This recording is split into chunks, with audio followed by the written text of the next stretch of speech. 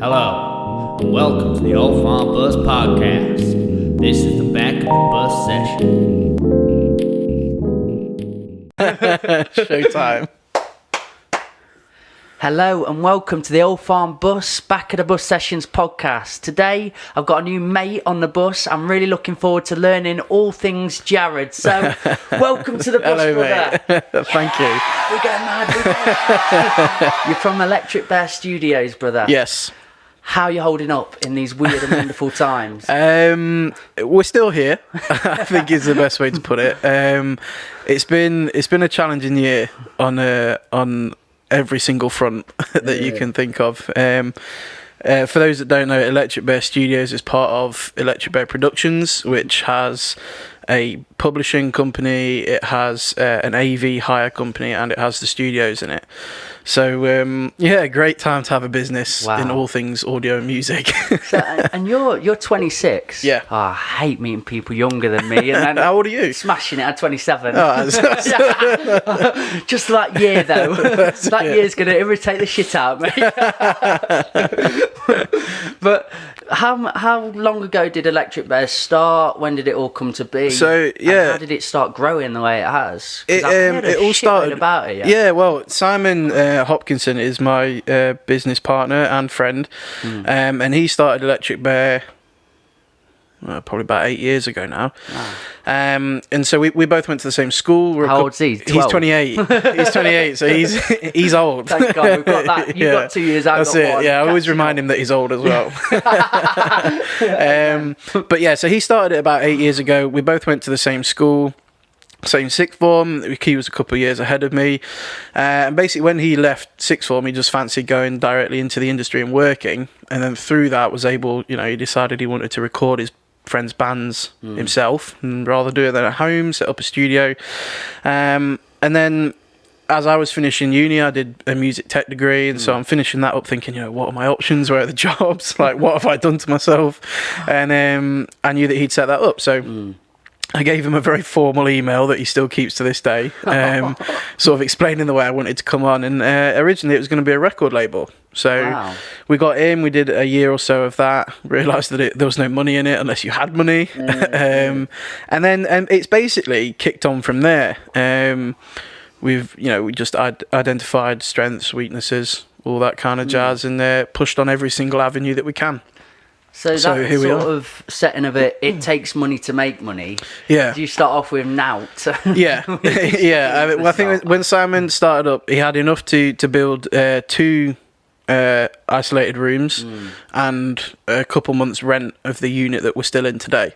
Because people always think, don't they, when young people have a business or something's going on, the direct thought is, got a rich mum, got a rich dad, they've been given this easy card in life and they're going to be fine. 100%. But is your story of other then? You've really crafted your balls off of this. Because same with me, like with the buses and doing a business, putting on events, festivals. I've had people like, but your mum and dad's just done that, haven't they? Yeah, they're funding it. They're slipping the tenner over every back pocket. I swear to God, if I go to my dad and ask for a tenner, I get clout on the ear. Yeah, I mean, my parents helped me in the fact that when I came back from uni, they said, look, have a 2 years. We'll give you 2 years where you can, bed and breakfast with us and all that kind of thing. Because they wanted me to do music because they knew it was what I'm passionate about, but they didn't want to pay me to do it. They wanted me to figure out the money. And so when I started, I was earning like 80 quid a month doing little bits, and then it's gone up from there. And yeah, you do get that perception, especially in the music industry, because people think you have to be in it for 40 years to do anything well. And it's like, well, if you just dedicate enough of your time, then you can do things at the standard you need to. You can operate things properly, and so we've never taken a loan out. We've never kicked above our station. We've never done any of that. We've just worked and worked and worked. There's some photos of us with in the control room. There's some photos of us with a homemade wooden L-shaped desk with a little mixing desk on it and speakers on homemade massive monitor stands that are about 4 times the size of the speakers. And I love hearing these organic stories of something building. So when you went to school, like you're at school obviously, and uni, was that an integral, important part of your life, or was most of your lessons and learning come after uni? Did it give you some things, tools to equip you? That's a good question. I think I learned a lot during school. And uni. Like uni, I think I learned more about myself as a person. I think a lot of people do. I think, you know, if you go to uni just to study, then you're probably not the right person to go to uni, into some degree. But that depends on you, you know. Yeah, that depends. Had a good time then. Yeah, I had a good time. But as far as I was concerned, it was giving me the chance to just dive into something I wanted to learn, and that was the number one thing for me. And then I learned what partying was and all that kind of stuff. But during school, I was really lucky because we had a really active music department. So we went on tours around France as bands and stuff like that. So we learned a lot. As at that young age, and that was really kind of a big learning experience there. So incredible. It's kind of like, I'd say a lot of the learning about professionalism and things like that within what I do was from school, but me as a person, what makes me tick, what drives me, was all sort of between the age of 18 and 21, 22, I think. Because you've had some really good artists, amazing people working with you. Yeah, we've been fairly lucky in that respect. You've only had amazing feedback, fantastic words to say about you. So what do you think that is about your studio, about you as a character and your team that you're working with? I think... it's hard to say because I don't, we're not... You're pretty fucking good. Yeah, like, we don't... like, I want my head to fit back out the door when I leave, like, you know what I mean? You're stuck on this bus now, man. That's it. 2 big heads on here. That's it. No, I think it's, like, there is an element of confidence there. And backing ourselves up, like we believe we're capable to do anything. But at the same time, I think it's where we put our value does the job, because when an artist comes through the door, or a band comes through the door, or anyone, clients in the other businesses, we don't put our own value first. We don't go, right, what can we do on this? What can we make of this? It's what do they want of it? That's a fantastic. And so, and that's just the way we run. Myself and Simon think like that. It's everything is set up to help any clients in any way we can, and then the staff members that come on, it's, we need them to be thinking the same way. You can't teach someone that. You can tell them that, but whether someone really acts like that, it's different. So yeah, I'd say we value the experience of the client more than we value what we're going to get out of it, if that makes sense. I mean, that really resonated with me. I've been to quite a few studios in my time trying places out, and there are times where you feel the person you're working with feels he needs or she needs to show you how good they are and tell you all about these badges, like, oh, I've worked with this artist, I've done this great thing. And the ones I'm good friends with, Mount Street Studios as well. Oh yeah, cool. Charlie's a lovely lad. But it's the humble attitudes I'm really struck by, and they do just care about you. Like, I'm guessing you've worked with some massive artists and some very small artists, and just going into that artist and honing in on what they're after and what they're about, rather than showing them all these badges and things they've achieved. I've been presented with that, and it felt really fake, and I didn't need to be told how good they were. I just wanted to do the project. And it's a toxic trait in the industry for sure. That there's a saying that you're only ever as good as your last piece of work, and if that work happened to be Ariana Grande, then fair play. You don't need to broadcast that. People will know that, and there's a reason someone's paying you at the end of the day. They wouldn't book in if they weren't sure about it. Charlie had, I think it was Luther Vandross in. And he wouldn't even have a photo. I was like, get a bloody photo, man. That's it. Man up and get that photo. So, do you have a preference of artists that you work with, though? Like, do you like the band sound, a big I'm going to get in trouble depending how I answer this, aren't I? I mean, you can have a preference. I bet you like all the different styles, but... Yeah, I definitely have... I guess you can kind of say like your preferred styles and stuff. Like I started producing like rap and hip hop beats and selling them. Like I was the little white kid running around in the rap scene in Nottingham when I was like 14, using all my pocket money to get the trains back and forth and all that. Did you do lyricism as well then? Were you a rapper? I did at some point, but I did that mainly because me and my mate did it as kind of a little project, but it was more so that I could get in and understand how rappers work. Wow. And so that as a producer, I can then, there's no real bridge to cross. It's just seamless. So, but no, I think nowadays I prefer kind of the R&B soul route. But like give me a heavy rock band that have got some good riffs and I'm all in. But anything heavier than that, like Simon's the dude. Really? Like, yeah, he's a lot better at band production than I am So when it gets heavier stuff. Have that conversation between your team and go, this is what I believe your assets are and you're built for. Yeah, That's definitely. Really cool. I didn't realise that. I thought you'd just be given a handful of artists and you just go, right, this is what we do. Well, I mean, to some degree, like it depends on the work, because some people, they'll just need to do vocals for something, and they'll have a manager with them, or they'll have their own producer come in who doesn't know the studio, and so you then just end up being the engineer. So in that sense, you can be quite a transparent person in the room, because you're just literally pressing the buttons and doing the job for the people.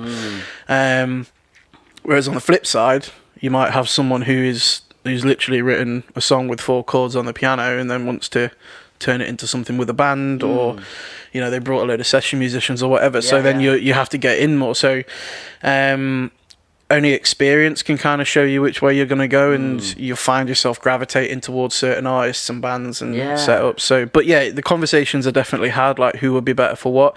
Simon has his artists and bands now that he's worked closely with for years, and he knows the tones, if you like. And I have some that I work with, and Dom and Aidan, who are the other guys there, they have theirs that they want to get into as well. So how many guys are there all together? So there's 4 of us at the studio. Yep.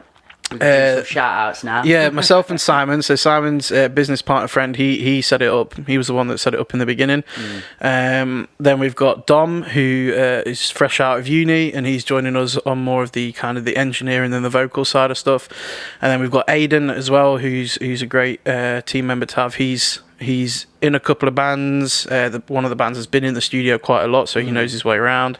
And he's going to be coming into sort of the bandy kind of heavier stuff. How did you handpick these people in your studio? Or did you handpick them? Were they mates really from the start? Aidan we kind of knew, because a guy called Phil Wilbraham, who used to do a lot of recording work. He used to hire the studio to do his own work as a producer. He worked with a lot of heavier bands in the Mansfield area, and so Aidan's band Lycan, they were in a lot with Phil, and we just crossed paths, and we kind of knew him. And then he just got in touch one day and just shot his shot and said, "Hey guys, this is what I want to do. Is there any way we can get in?" And we had to quickly kind of, and the same with Dom. I knew Dom through a friend of mine, who suggested that I should have a conversation with him, so I did. But it was important for us to just talk to them, because it's not looking at a job description and then getting hired. It's about people. It's about how you work. It's about what you want to do. It's what can you bring to the table, what can we bring to the table. It's a lot more like, even though yes they're technically employees, it's a lot more of a collaborative kind of agreement, if that makes sense. Like a collective then. Yeah, and so like handpicking and headhunting, it is how it works. But we did, you could argue that Dom was picked like that, but Aidan found his own way in just by putting it to us and making us think. Yeah. We went, oh, actually, maybe we should give him a shot. That kind of thing. There's a little bit of space in the back. Yeah, we can make it work. So essentially, that's it. We've essentially, it's the same way I got into it and kind of made my own route with the help of those who were kind of already where I wanted to be. Simon had the studio. Simon had a job in music. That was my main thing. I was like, he's making money from music. Simon. He knew. That's it. I was like, this dude knows how to do it. I need to follow him. And is he is he sort of that guy that will just get everything done? Like he seems like a he's ultimately driven. Like he is super driven, and it's like when I remember when so I think it was last year or a year ago, maybe I can't remember. It's all this year's blurred into one. Man. Maybe like a year and a half ago. It's just together. It's just been a really long week. Yeah, like, that's what it's been. But yeah, I remember we were building Studio 2. So Studio 2 was kind of like an extension onto the existing building, and we were out there in all types of weather, putting the foundations down, building everything, designing it, and Simon was very good at the designs. Like, we're both good at DIY. He's better, 100%, and he'll be glad I said that just to remind myself. And I just remember, I was sick of it. Like I was just sick of it. You know, we got to a point where the shell was built and we had the covers covering the roof that wasn't built yet, and then it would rain in and it would flood, and I was just like, I'm just sick of it, man. Like, I just, how many times have we got to build it before? Building, were there then moments then where you did just give up or think, you know what, I don't know if I want to do this anymore?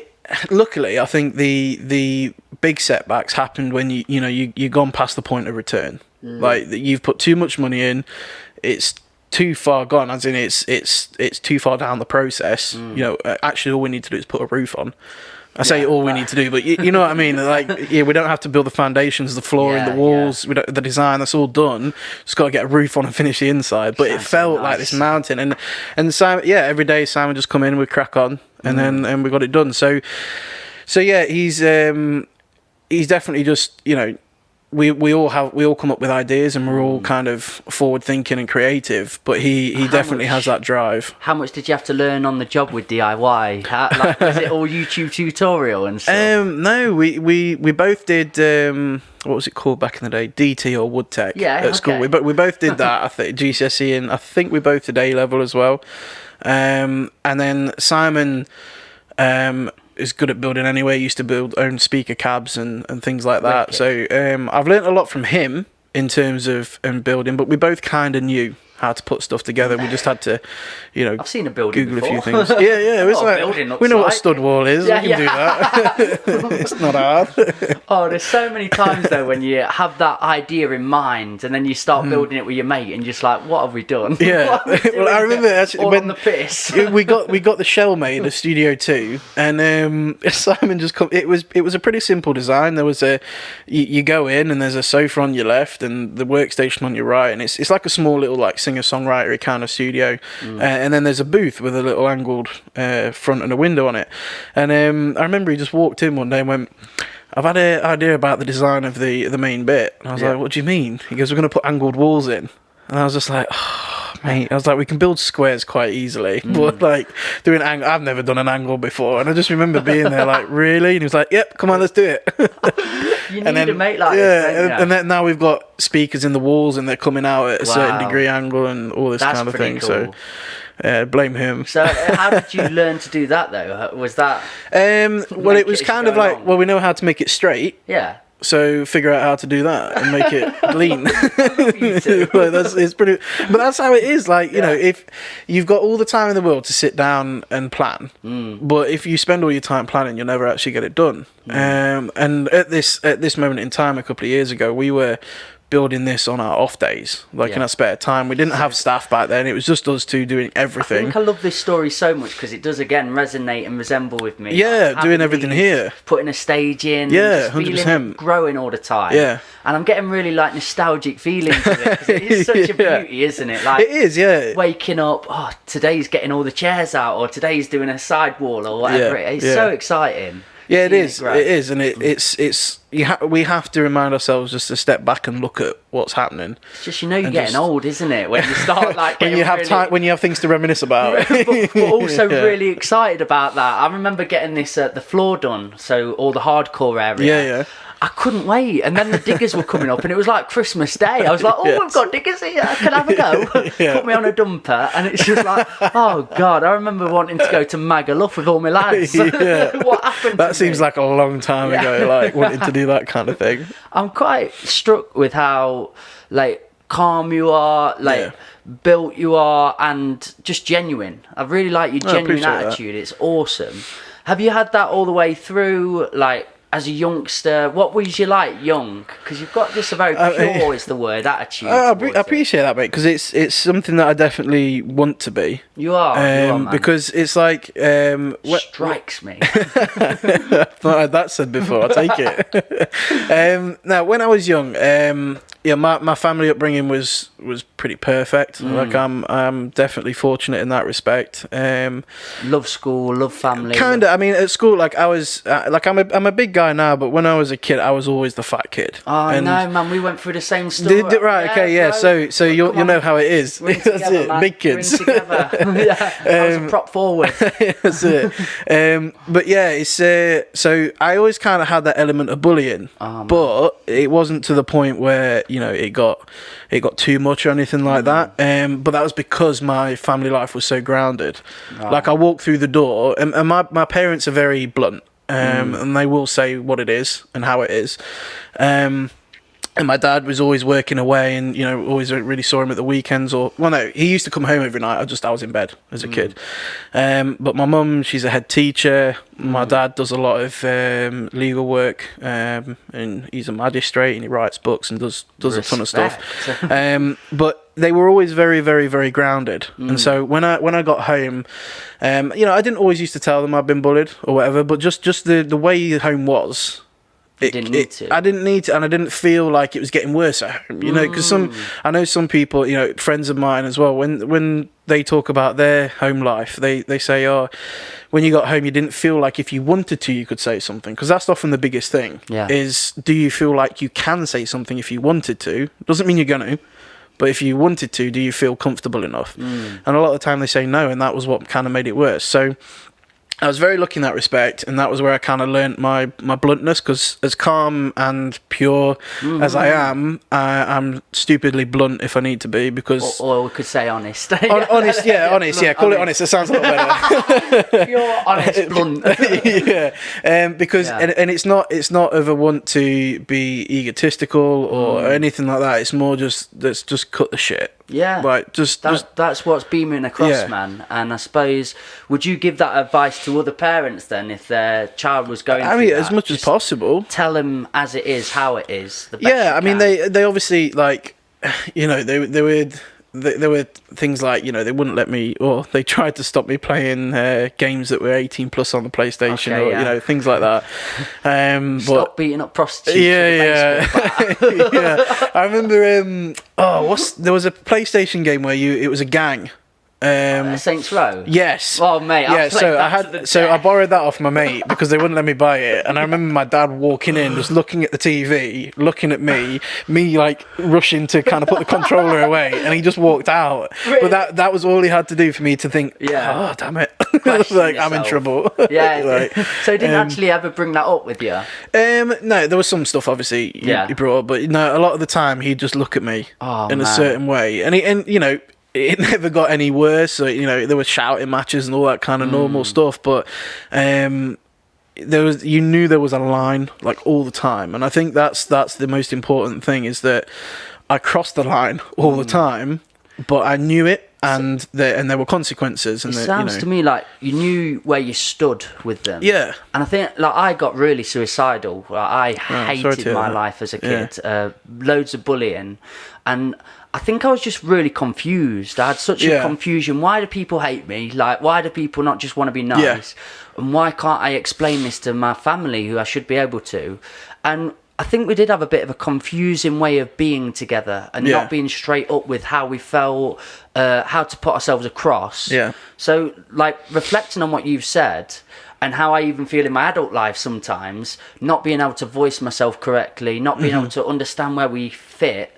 Because I have conversations, and I can tell when we aren't being open or aren't being honest, or there's something in the background, like, don't tell him that, because I walk in and like, shh. You're like, what are we doing? But that, from hearing what you said, what a beautiful way, and it explains I owe a lot to my parents in the way that they... your boundaries and where you stand. Sounds ace. Yeah, and it definitely helped, because the bullying I got, and but at the same time I was able to kind of bounce my way into the right friendships. Bounce being the operative word. But it was, I just waddle through life. Yeah, that's it. I just rolled around where I needed to and all that kind of thing.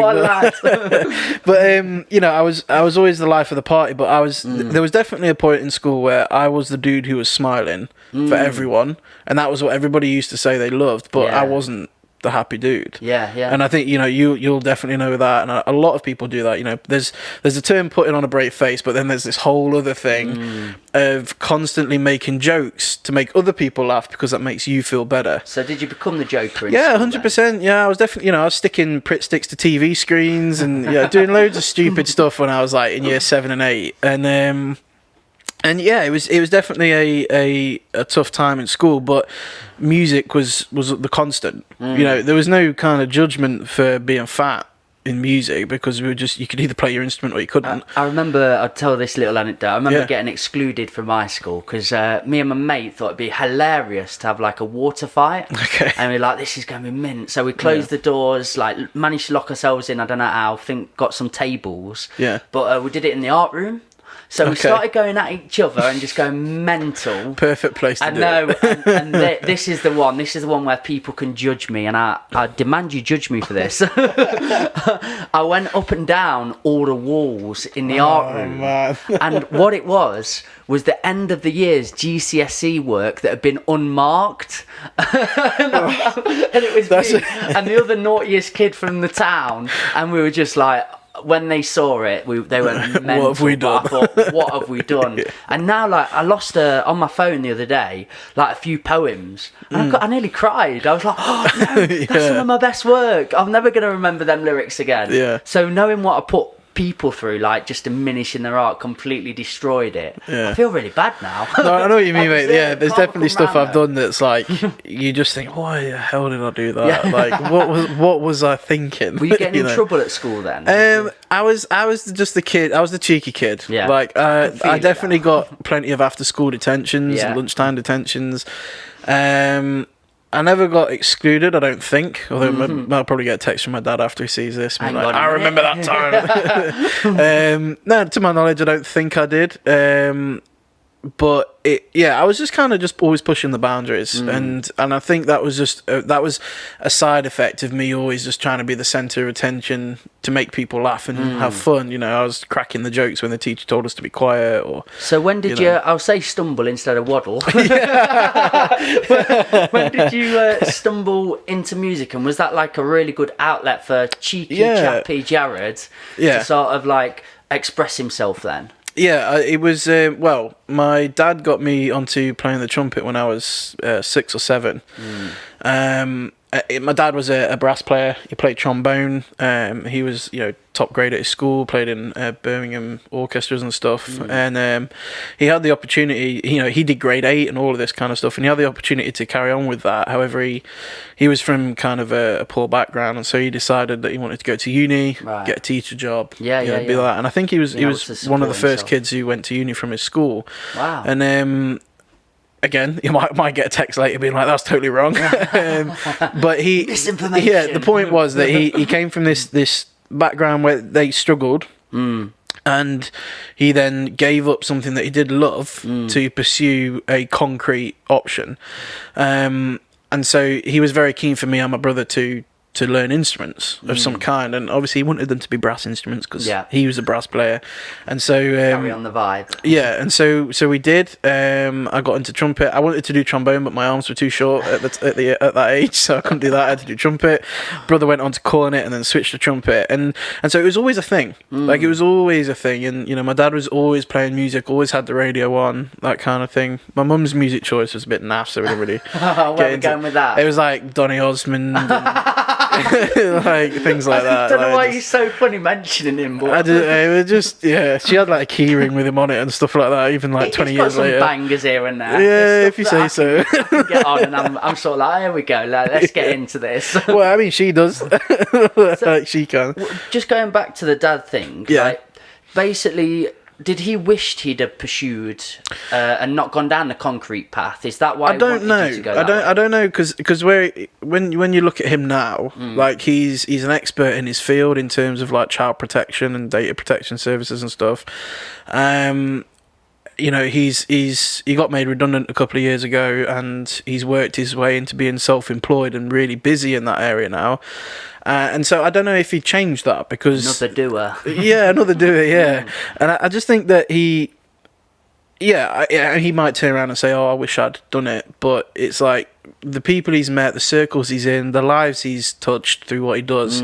I don't know if he'd change that retrospectively, but that was the message growing up, was that I couldn't do this, so I want you to do it. I want to give you the platform. If you want to do it. He was never like, you're going to do it. It was like, look, we'll make it happen if just giving you options. You want to. Indoors. Yeah. So not forcing you through them. 100%. And so did all the grades. Got my grade 8 when I was about, I think I was 16 or 17. and then it was always a thing. So by the time I was like 13, I was Nottinghamshire County used to run a thing called NPA, which was Notts Performing Arts, which had a concert band, orchestra, chamber orchestra, all this kind of thing. And so on a Sunday, we'd spend 8 hours over in Southall rehearsing for all the different ensembles they've got, and nice, all that kind of thing. So there was always music happening, and so that, I guess that's been like a constant for me. So that was. So your dad got you these lessons. Yeah. I really like tutors and mentors in my life, and I think I've been saved by some people that took interest in me. And I think people, particularly young children that are struggling with bullying, struggling with life, I think it is integral to get them on a passion, on a path of a passion. Focus. Focus, and where to express themselves. So did you have any tutors that you can remember vividly, like 100%. That's why I do what I do? Yeah, 100%. I mean, I remember them all, and they all impacted me in different ways. I mean, the first trumpet tutor I had was a guy called Simon Willis, who, in this kind of area, the Midlands and the North a bit, he's an absolute god in terms of brass instruments. He's played in almost every brass band and all this kind of thing. But I just remember him, he was strict. Really? Like, strict, but it's because he was so bloody good at what he did. Yeah. And, it's like, because as a cheeky kid, you think, oh, well, you show me how to do it then if you're so good. And then he would. You'd be like, oh, okay. Like, shut me right up. And then moved to secondary school, and there was a lady called Leela Stennett, and I didn't click with her. You click with some people, you don't with others, and didn't really click with Leela, but she was so talented. Like, she was playing French horn in the West End and stuff for different shows, and it was just like, okay, don't get on necessarily, but she's putting time into me. I'm going to put time into this, and so I guess that was kind of when I look back on it, that was kind of the first thing of setting aside your feelings. Sometimes is not always being emotion driven, and you have to have that professional, not cutthroat, but just smart attitude into getting what's best done, and in the best way. I think that's really interesting. Like, I've had that question posed before, or thought about that question with mentors in my life, but you put a spin on it that nobody has before. Okay. Mainly the attributes and feelings they're getting is they really invested in me, they showed me this love inside, I've never felt that love before, so it made me want to pursue that art, and suddenly I got good. Yeah. Whereas you were sort of in this path of, I was just seeing talent being spilled everywhere. Yeah, it was what can I don't like these lessons, but what can we do? Because Leela wouldn't have enjoyed it. I was this bratty kid coming in. I didn't get on with her. She didn't get on with me. She was being paid to be there, obviously, but she was very, very keen on kids succeeding with what they're doing, and that was obvious. So, she came back every week. So I think being able to kind of separate. Are you looking for just a good time with these lessons? Are you just looking to have fun, or are you actually looking to take this seriously? And then how do you do that? And I think it leads me on perfectly. There's another mentor and another mentor. Nice. There was then a guy called David Ince who. Leela was ill once, and so I got pulled out of science for my trumpet lesson on a Wednesday afternoon like normal, but it was this different guy, and I'm like, am I in trouble? Like, have I been switched on to a different dude because I'm a handful? Like, all this kind of thing. Or am I not as good as I thought I was? All this kind of stuff. And Leela was ill, and he was just, he was so calm, but you would not cross him. Like, you could just tell, some people, you could just tell that you just don't want to cross them. Had this authority. Yeah, and I was just like, and that kind of really put me in my place, from this kid who was a bit bratty in primary school, then Leela, and then now David, it was kind of like it's come round 180. And I was like, okay, this dude's serious. And he was like, I think you should get involved in Notts Performing Arts, and then so he dragged me into this world of like full respect for this. Yeah, and I don't know what it was, but he demanded effort constantly. I teach in schools all over the country. I've been to lots of places. I really love it, but I think I do have that problem where I want them to be my mates. Yeah, I know what you mean. I know what you mean. It's hard to kind of like have that be nasty. Yeah, yeah. I work with a guy called Martin Illingworth. Okay, yeah. Laurie Illingworth. Yeah. Amazing, great teacher. Love him to pieces. Love his philosophy on education. But he has got that authority in the room still, and that respect's given. Where I'm like, hey, mate, give us an elbow, give us a respect, get in here, lads. Suddenly it's like, you're not here to be the mates, you know. And I so really like what you've just spoke about then. Yeah, and it was definitely a big driving thing because at school at the time I was like the second trumpet. So in bands where you have multiple horns in a section, you have your first trumpeter, your second, your third, your fourth section, and as you go down, the parts get easier basically. And I was on second, and so you've got I was one note. Yeah, that's it. Yeah, it's all just nice and low, and you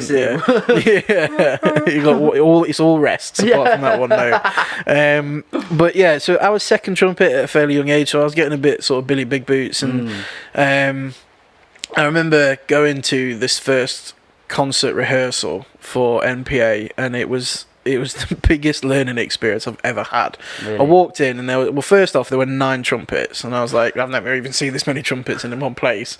And he goes, great stuff, you're on 5th. And I was like, am I on 5th?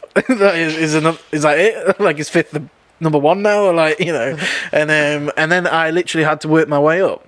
Right. They'd you do sort of section practices where you can kind of try and prove yourself, and then you'd all go in to make the main ensemble. And it's like if a tutor thinks you've done well, they'll move you up to 4th and then 3rd and 2nd. And so it took me a good year to get up to 1st, and that was the longest time I'd actually like dedicated my brain to something like that. So, but yeah, that could go on for hours. But so David Ince, he was great, and then I'd say there's probably like a handful of the same kind of people. That were at the same time. There was Leela Stennett left the teaching, the instrument tutor job, and a guy called Rob Deakin came in. Now Rob was a lot closer to our age. He just finished it was either university or a master's, and then he was into teaching. So he wasn't. I was 16, 17 at this time, so he wasn't too far off. He felt a bit more matey, but he was just bloody good, man. Like he'd literally done a master's in trumpet. Okay, bloody hell. You walk in and he's like, yeah, I've just completed this at Leeds Conservatoire, and you're like, oh, okay. What do you do? Trumpet. Yeah, trumpet. That's literally it. Yeah. What do you do for a living? Trumpet. Yeah. Oh, wow. Okay. And there's levels to this. Yeah, he definitely helped me learn about having a professional attitude and not always saying what you think, but and how you act to get the best out of a situation. Now that can often sound really sly, and it's not. It's more about controlling yourself in certain situations. A lot of these concerts I had to wear smart black shoes, black trousers, bow ties, shirts, and I hated all of that. And I would often try and kick up a fuss saying I don't want to wear it, and it's like, what's that actually doing for you? Nothing. Apart from stressing yourself out, getting you all hot and sweaty before you go on a stage. Like, that's literally it. So it's like, don't do it. You're wasting your effort. How were you so conscious though of your actions at this time, like to dissect it and work out that piece of philosophy that you took away? Yeah, I think quite a conscious. It's partly down to that bullying though, because you if I acted in a certain way or something, I get the mick taken out of me, or like or act in a certain way in a certain friendship group, you get treated in a better way, and so bullying can shape you, can't it? Because, it definitely does, 100%. You spend a lot of your time in your own thoughts and just piecing together the puzzle, and that seems to be how you've adapted to life then, in a way, for sure, your ideas. And I've definitely been able to that's fascinating. That's a penny drop moment, man. That's going in the snippet. That's the snippet. But it was definitely like a thing of that, coupled with just I happened to be around the best people I could, like Rob and all the other people I mentioned, and then my 3 music teachers, they were just insanely just cool, calm. Well, I say that, I've seen them shout, they've shouted at me, all that kind of thing, but they just, they covered every area. You had George, who was the head of music at the time I was there, and he was posh. He used to walk in with the Telegraph with a trench coat on, and but you could always talk to him. And then a guy called Johnny, who came on the music tech side, he was like, he felt like one of the lads, but he was really good at what he did, and was just fun to talk to. And then you had a teacher called Liz Millward, who should go down in the history books because she was absolutely nuts. Like, she was just crazy, but so smart. Really? So smart. Yeah, she was like, she studied at these universities that you can only ever dream of getting into, and the way she could put music together and play it was just, so those three together being your teachers that you saw every day. It was like whatever you were dealing with, whatever was happening, it was like flat playing field when you got in there. And so I think that bullying will shape you whether you like it or not. And I think one of the things I tried to do definitely throughout my early teens was like hide from it. So I almost lived like two lives. Like, I was the happy laugh kid trying to get in, make mates with everyone, go to all the house parties I could, all the back garden parties with all my mates. Just, I didn't really enjoy them. Jared's here. That's it. Yeah, the big boys here, like that kind of, that kind of thing. And it just got to that. We were in great mates, me and you. I'm telling you now. That's it. Would have ruled the roost. But it was like there was that kind of side. Battle royale. I'm funniest. That's it. Well, you got like that. Like, you know exactly what it's like. It's you get to that point where you got that, and then you got the kid who's at home, and it's like they're two different people. Like, my family and a lot of my friendship group, we're heavily based in kind of the church family and stuff like that. So that was another side to it all, and so I had to be the good guy, and then I was this other guy at school and stuff, and it just got to the point where that was doing more damage than good. And I remember vividly turning 16, and one of my, still my best friend, a guy called JP, he just turned around to me one day out of nowhere and just went, he went to a different secondary school and stuff, but we were best mates since we were about 3, and he just turned around and said, "What are you doing? Like, why are you, what's your aim here? Why are you trying to like lust after these people, and you're the fat guy, they just want you to make them laugh, why are you trying to get in with those guys when and doing all the stuff that I wouldn't want my kid to feel like they need to do." And so I remember turned 16, he went, "Look, there's a music there's a music festival down in Devon. Me and my family are going to run a cafe there. Do you want to come and help?" And I was like, "Yeah, sure." It's like a week and a half, 2 weeks. It was like, I'm gonna have a break, from life, and then half of these people that I've been hanging around with won't be at sixth form when I go back, and it's fresh start, blah blah blah. I was like, I'm not interested in girls anymore. I'm just interested in life, like all this. And then 2 days later, my now wife walks into that tent in Devon, and I was just like, "Oh, forget it." What is the universe, man? Like, why did it do this for us? Literally, I was there. I just learned how to make this fancy hot chocolate that they wanted us to make for 2 weeks. Dude. And she walks in, and I'm just like, no, I just need a rest. There's so many signs, aren't there, that you can spot out, and you're like, right, I'm done with this for now, and then suddenly like it will just fall into your feet, and you're like, oh man, deal with that. I shouldn't have said that out loud. Just think it next time. But no, it's worked out. It has worked out. You've got a wife and living the dream then. That's it. Yeah. Well, she can put up with me in music, so she was worth it. It really does feel like you've had, in this tree, all the branches have helped you up properly, and these are all the mentors like sprouting out. I love a metaphor, man. No, I'm with it. Yeah, you're climbing up there because you've had these hands up all the way, and like structure is in a really important part of shaping you, isn't it? And have it not hierarchy, but a bit of a pecking order to go kinda through. In a way. And you've had these people to give you that, to say, listen, like, remember your place. Like, we are on the same playing field, we are on the same platform, but you need to know there's ways of doing this. And I suppose, is that what you've taken into the studio then? In a way, I guess, yeah. I think it's studio is all about psychology, so it's like that's an interesting thing to get into. And I guess I've spent so much time in my own psychology that it just got me interested, and then it helps translate into meeting other people, being in different situations, different pressures, all that kind of thing. And like psychoanalyzing others and looking at the social aspect of the life. But if you psychoanalyze yourself, then that can really play your part. Yeah, it can, and and then it does great things on the outside of your life. Like it can help a lot sometimes. But I think in the studio. I guess I've been in massively pressured situations. I've been in horrible situations. I've done a lot of that. Therefore, it takes a lot to kind of stress me out to a point where there's a problem. Yeah.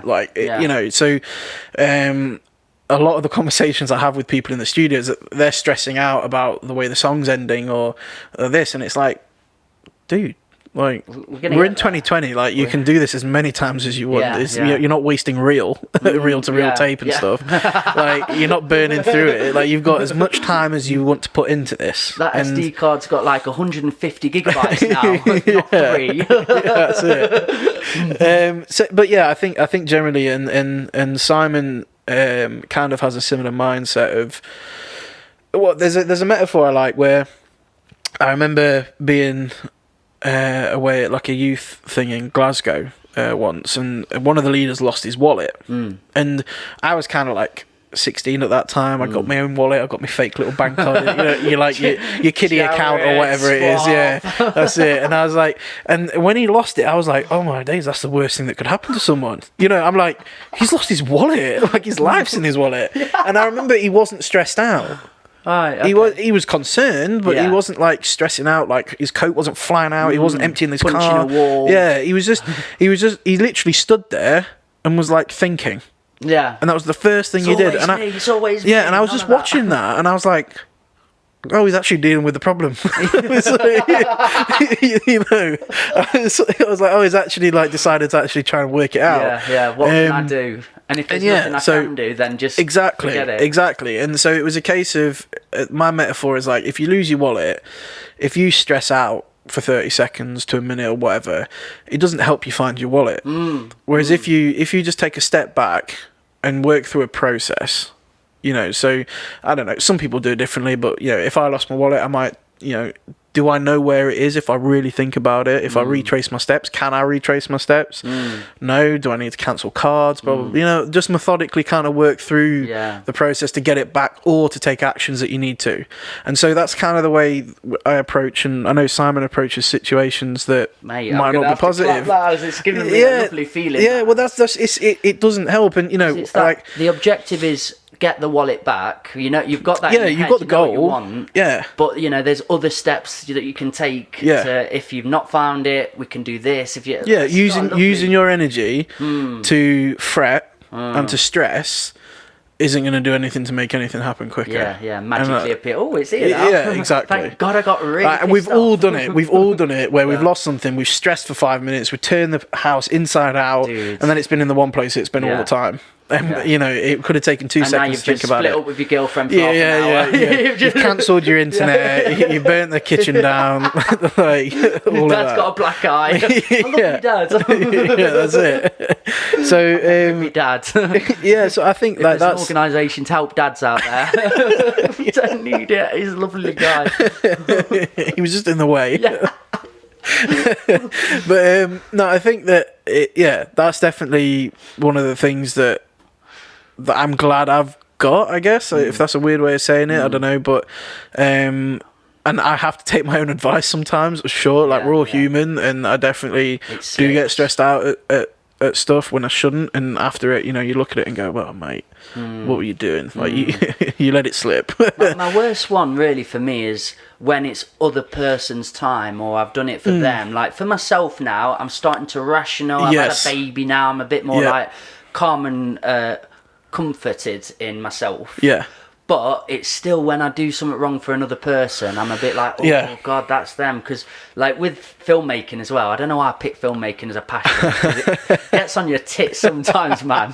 SD card corrupts. So I stay away. It's like, it never corrupts. There's no reason for it to corrupt. But one day, it just does. Technology goes, we don't do that anymore. You're like, no, you do. I have that with my hard drives a lot of the time. Hard drive. So I've done it for Concrete Rose. Done it for a few bands, and we've done a music video full day, and suddenly I'm like, lads, it's all shot in slow-mo, or lads, it's just corrupted, or something happened. And that's when I'm a bit like, can't do really anything about it other than reshoot. And I have got a bit angry because I'm like, oh man, I didn't want to. No, I fully get that, and I think it's I have a situation similar where if I'm doing production for someone, so I do a lot of songwriting and kind of like digital production for a lot of people, and so if they send me, you know, a brief or a few songs that they want a song similar to, and then I'll send it out.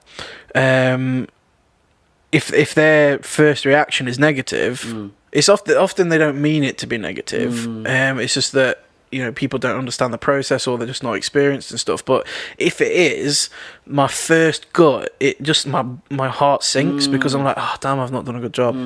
You know, and it's like they want me to do this job and I've not done it. And it's a very common situation when it gets to post-production with music. So mixing and mastering, it's like you send a mix out to someone and they're just like, this is not what I had in mind. Like, you've not done the music justice. And you initially you just go, oh what? Like, I've tried hard on this, like, but it's not because you don't feel personally insulted. You don't feel like got at.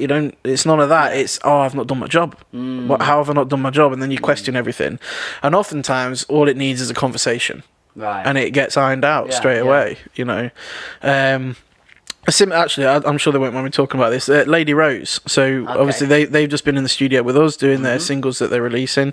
I think is it New Year's Eve or New Year's Day? I think their second one comes out. I can't remember. But they've been around a lot of studios. They've been around a lot of people, and they've not necessarily got the service that they deserved, or that they were due, or that they paid for. And so when that happens, it's always going to take its toll. You're never going to fully trust people. Yeah, it's like anything. If you put so much time and effort or even money into something and it doesn't come through, you don't trust that kind of situation again fully. Yeah.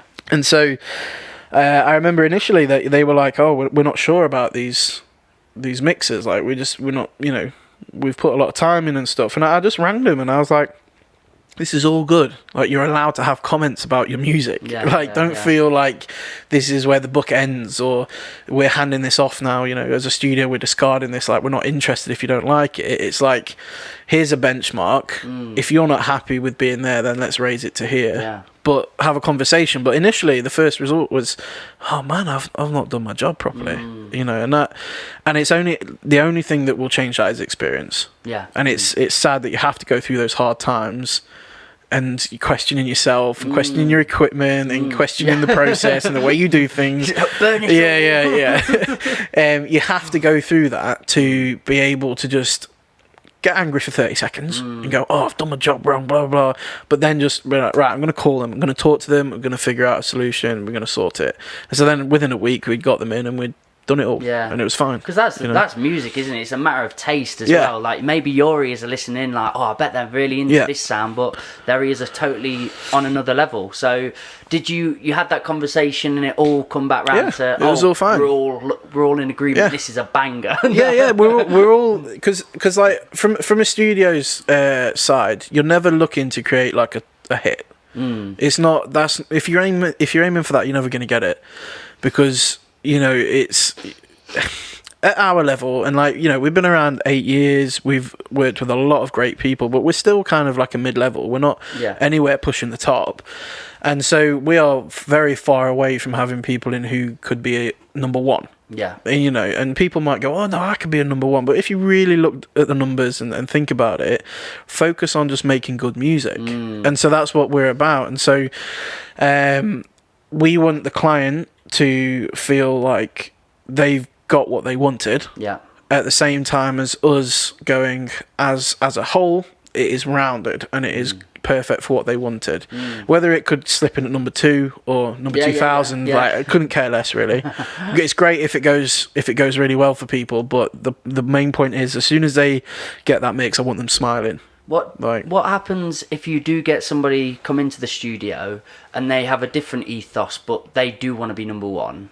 Do you conflict in how you approach it a bit? Because I know what you mean. I'm that level now where I wanted to be famous, or I wanted to be seen, because I think I was doing a video a week when I was about 20, and I was putting content out, but it was when Facebook was actually Facebook. It was there. And, so I was putting this stuff up, and it's the start. It was all just poetry, and people were like, my mum and dad, oh, go on, Mikey, give it a go. And then suddenly, in a few months, I was performing with like Russell Brand and the Rizzle Kicks and the Streets, and they started to happen. And then my ego grew a little bit, and I started to get I think I had like 30,000 views on one of my poems, and I was like, Dad, imagine that, like a whole stadium, full, crazy. And my ego did inflate, and I wanted to build that, I suppose. I wanted to make music that would be seen. And then suddenly I saw the ugly side. I've tasted that. I did enough psychedelics. I had enough of a grounding experience, let's say, which involved tasers. I'll tell that story another time. You had a shock. Quite literally. I come back round, and then I'm like, oh, do you know what? I just want to get back to the reason I picked up the pen in the first place. I want to get back to the love of it, the passion, the enjoyment, all those things that I lost on the way because I got to the ugly side. And it seems that you've got that knowledge about you. Yeah. But then, if you get a young person, maybe let's go 16, 17. Yeah, you get them. Jared, I want to be at the top, mate. I don't care about all this nonsense about feeling good and creating a cool thing. You get it all the time. I want what the pop want. I want a limo. Yeah. I want a big house. I want all the bitches. I want, all that. Do you have to have conversations? I just ask them how they're going to do it. And they can never tell me. Yeah. It's as simple as that. And that's not me saying, oh, I know how you're going to do it. It's just, how are you going to do it? Because everybody thinks there's like a tick list to getting famous or having the riches for music. And there's not. Like, there's certain things you need covered. Like, you need people listening to music. You need people enjoying it. You need to be present. Balance, but there's not anything that you can do right now that's going to fire you into stardom tomorrow. Not one thing. So I think that when people like that come in, it depends on the situation of the job, how much input they want from us. If it's, say, someone like Molly, where it's quite a hands-on project, or it's someone like there's a guy called Homegrown Asbo, who's a rapper who comes in for mixing and mastering. I won't have as much input on his lyrics or the way he's building the song or his features or anything like that, because he doesn't want that, and it's like, that's cool. But then if they have that attitude, if it's a hands-on project and they've got the attitude, it's like, well, first I have to think, how does that impact me and my job? Like, is it going to stop me doing my job? Because if it is, we need to have a conversation. No, then cool, we'll just crack on. Anyone can think what they want to think. They're probably thinking in an unrealistic nature and something that can't really be attained, like you say, from the off. So if they're working with you and that's their only objective, only goal, you can see conflict arising in the future, can't you? Yeah, you can. However good the product is that you create, if it doesn't go to the top, if it doesn't get seen or radio play here and there might be questions asked, I suppose. Yeah, and I think everyone has to know where the book stops. And that the one thing I'm very, very keen for people to understand is that the book stops with the client, not with us. Like, we have certain limits in capability, or size of room, or there are certain actual limitations. But in terms of where the path of a certain song or a certain project stops, that's up to the artist. And so, a lot of people come in and, pretty much anyone who's come in without doing hundreds of hours of studio work will feel like I'm in control as the producer. And the one thing I have to say to them is, I'm not in control. I'm running the show, but you're telling me where it's going. And that's not a thing of saving face of, oh, if it doesn't go well, it's your fault. It's not that. It's you're literally paying me for my opinion. You know, and skills that come with it, but essentially that's what you're paying for, and that's why I'm in. Without the skills, I know, yeah, just sat in the corner like shit today. Yeah, it's all right. Yeah. Sound dog crap, mate. Yeah. So, like, you feel and you sound like your world is revolved with music, 100%. and it's been music infused. Yeah. Do you ever burn the candle out with only music in? Do you make sure that you spin other dishes and you've got other things going on? mean, part of the luxury of running a business with a few busy angles is that there is enough different stuff going on that you're not, if you don't want to be, you're not constantly doing music every day. Yeah, in the studio. Obviously, like, I know in January we've got two long projects in January, so, you know, for a good 16, 17 days it's back-to-back music. But it's like months like this where I think we've got, you know, half days full of recording sessions, but then there'll be enough admin on the publishing side. You know, you've got the added kind of all the grant schemes and stuff from the from the government that we've got to be getting into as well. Chrissy, no more forms. Yeah. I don't like paper. That's it. So there's a lot of admin and a lot of planning and a lot of building, I guess you could say, that keeps going. But outside of that, to switch off, I often just do something else. Like, escapism. Like I said, I like watching sports. I like playing sports. I'll go out for a walk, go to the gym, you know. And it's not necessarily about having to have something that needs a lot of attention outside of music. It's just doing something else, like just resetting your brain for a bit. Do you feel when you do that resetting and escapism, it feeds the fire again to the music and enlightens that? I've felt it when I'm one of those guys that it's all or nothing. So when I do this, I do this. With the poetry thing, I just decided I was going to really go down that path, and I was performing every night. I would go to Wakefield, Manchester, London. Every night I'd be somewhere because I didn't have a partner or anything like that. And I did about a year and a half, 2 years of it. And I would say, like, in terms of poetry, where you can get with it, I was pretty proud and pretty happy. It was my job. I was a poet. I could sign an application and actually say that's what I do for a living. But then the fire did start to diminish, or I started to dim. And then I went on to like filmmaking to try something else out, because I did some projects in film and I thought, I probably could do this on my own. So I tried it out, and then when I started spinning that plate, it was like, I quite it's poetry now. So I went over there and started trying that again, and it was a really good lesson for me. I think that was having other hobbies, having other escapisms and things to try out. Options. Having other options is key, and you can definitely get to that point in music, especially when you're helping people create it, because the pressure's on you to create it. Like, penny drop, mate, you need to do a podcast. Do you know the amount of times we've talked about doing one in the studio? It's like, it's having the time. It's getting to that point where 2 years ago we said, right, we're gonna streamline everything and give ourselves more time, and then we're at this point now where even in COVID we're just like, I have no time. Dear. Well, bless you. But no, it's about kind of when you feel like you're burnt, actually, I'll rephrase it better. It's about being able to recognise that you're burning out. Because I think that's one of the problems I know I've faced, I know a lot of people face, is that you get to the point where you're already burnt out and you go, I might be burning out, and then it's too late by that point. And so I think that there are still times when, you know, after a long week of doing a lot of projects, I'm like, I could do with this morning off, or I could, but I don't have it. You just have to crack on. You know, or it could literally be just watching a movie one night. I know Simon watches a lot of films, and that's kind of a way that he gets into the zone of not thinking about anything he needs to think about, and it's a good tactic. You know, just having that reset, and you know, resetting doesn't mean you need to just switch off and be a hermit for a night or a day, or knowing yourself, isn't it? Yeah. Knowing 100%. your levels, because sometimes you might be being a bit lazy as well. Yep. You might be sort of, I really need that moment out, or I've felt that before, and it is good, like with that fine tune and balance of going, no, I can force myself through this writer's block, or I can get up today and put a bit of music on. It's knowing self and what you want out of it as well, what you're capable of.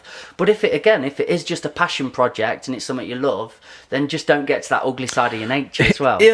And I think, you know, it's like if you constantly push that boundary of being burnt out, you start wearing yourself down. Your kind of tolerance becomes less, and you start running that line a lot more finely than maybe you did in the past. I would say one of the most crucial parts of becoming an artist or being an artist is really having that conversation with self and knowing what you want to become, what you want out of it, and what you're willing to give. Does that make sense? Because I suppose if you have had this conversation, an honest conversation with self, and you do want it to become your job at least, so you want to be able to support yourself, then you're gonna have to go through. It's gotta be serious, tiring, serious like days where sometimes it doesn't feel a passion project. But if you've come away and gone, do you know what? I just miss enjoyment. Then go back with that attitude. The amount of times I've felt like, do you know what? A 9 to 5 would be a holiday. Like the amount of times I've thought that, and then thought, but then I couldn't take a holiday when I wanted it. So it's like, you know, there's pros and cons, but the amount of times I've had that exact conversation you just said with an artist is mad. And that's a big thing what they're paying for, isn't it? And it is, and you know, a lot of that they'll throw me a message at 1 o'clock in the morning, and I'm picking it up just before I go to sleep, and it's just about enabling people to recognise that and to know that you can talk to yourself and ask yourself questions and you'll get answers. I'm really excited to work with you, dude. Like, again, like knowing I had the baby coming up, I thought right, every penny's got to go into this, but then I found out recently nappies aren't that expensive. Like, it's okay. I thought I went into Armageddon. I was like, I would be exactly the same. We're like, not going to survive hoarding money. Get all the money in one place, let nobody near it. And then recently I've seen a bit of money accumulate. I'm like, I could I could do a little bit. So I'll be in touch because that was sweet. Funny. Lovely of you.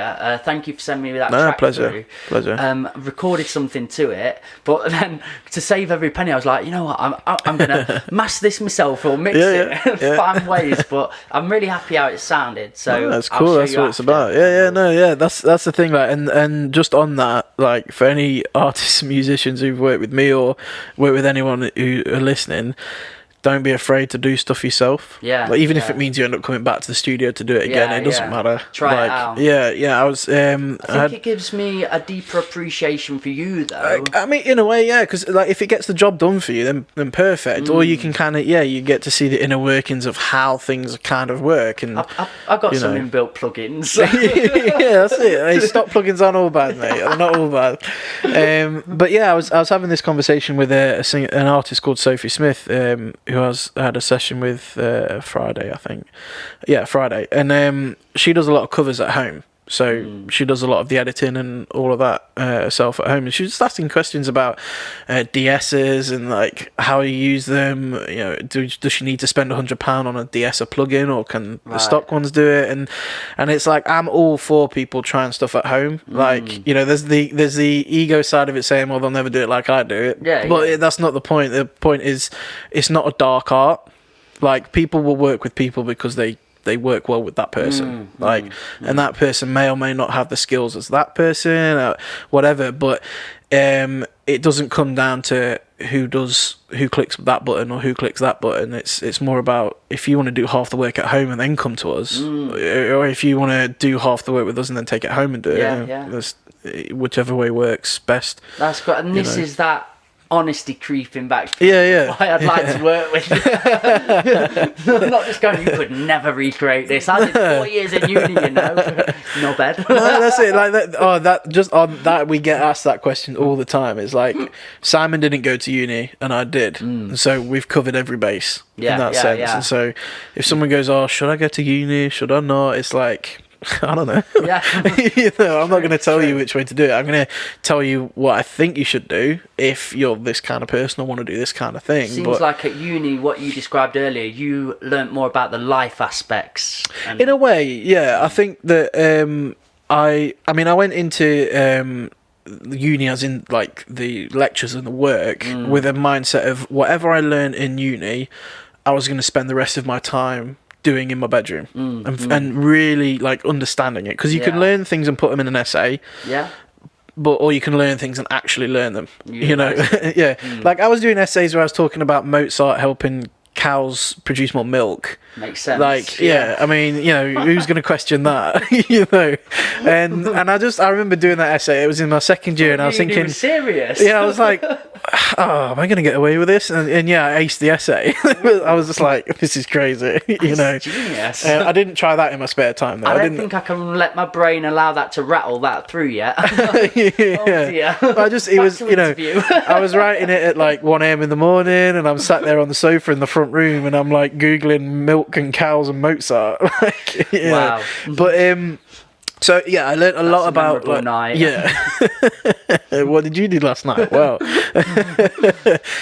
but yeah, I think uni, like I learned a lot about life and kind of who I was, and it was more about what made me tick. Like music made me tick in certain ways. Like there was a module called ethnomusicology, which is basically the study of music from different cultures to yours. I hated it.